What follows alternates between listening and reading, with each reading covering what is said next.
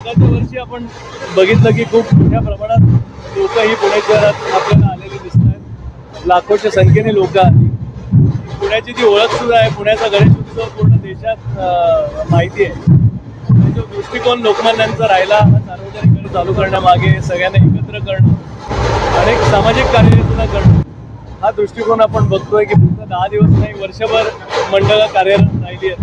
चांगले देखावे झाले, समाज प्रबोधनाची व्याख्यानं झाली आणि तीच परंपरा केसरी गणेश उत्सव सुद्धा कायम चालू ठेवतं.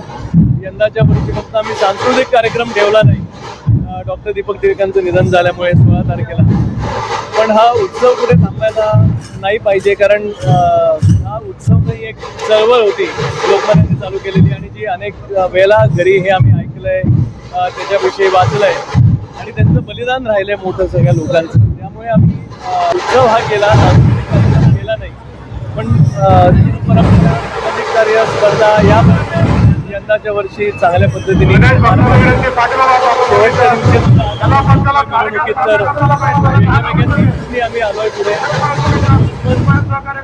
त्यांना एक म्हणून त्यांची एक आठवण म्हणून,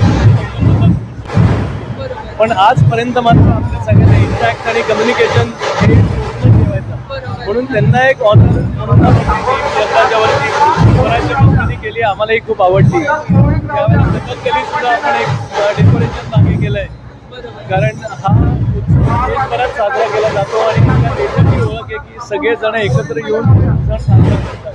तर हे केरळ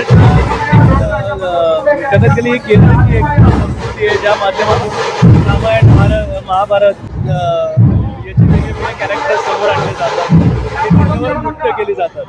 म्हणून अशा एक इंडिया टीमच्या माध्यमातून यंदाच्या वर्षी करायचं ठरवलं. एक चांगलं समाज प्रबोधन होईल, पोस्टमन सुद्धा एक त्यांच्यासाठी सुद्धा एक ऑनर आणि मेमरी होईल आणि लोकांना सुद्धा आवडेल आणि चांगल्या पद्धतीने एका संस्कृतीची पुण्याची ओळख राहिली ही मिरवणूक पार